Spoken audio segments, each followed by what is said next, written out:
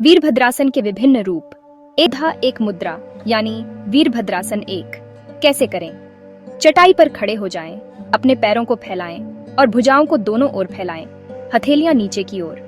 बाएं पैर को थोड़ा दाएं कोण पर रखें, 45 से 60 डिग्री के बीच, और दाएं पैर को 90 डिग्री पर दाएं की ओर रखें। दाएं एड़ी को बाएं पैर के साथ लाइन में रखें। अब विनम्र योद्धा मुद्रा यानी बद्ध वीरभद्रासन एक।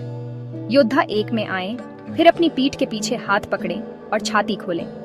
सांस छोड़ते हुए कूल्हों से आगे झुकें, नाक को आगे वाले पैर की ओर लाएं, बाहों को सिर के ऊपर उठाएं, कंधों को कानों से दूर रखें। मुद्रा में रहें, स्वाभाविक सांस लें, धीरे धीरे बाहों को नीचे लाएं, उठें और पैरों को चटाई के बीच में लाएं। दूसरी तरफ भी दोहराएं। अब योद्धा दो मुद्रा यानी वीरभद्रासन दो। पैरों को फैलाएं, भुजाओं को जमीन के साथ समतल फैलाएं, कंधे पीछे, हथेलियां नीचे।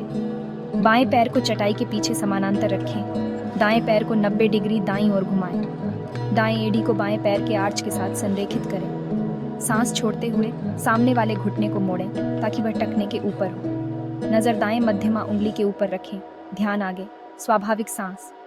मुद्रा से बाहर निकलने के लिए घुटना सीधा करें, भुजाएं नीचे करें और पैरों को समायोजित करें। विपरीत दिशा में भी दोहराएं। अब रिवर्स वॉरियर पोज यानी विपरीत वीरभद्रासन दो।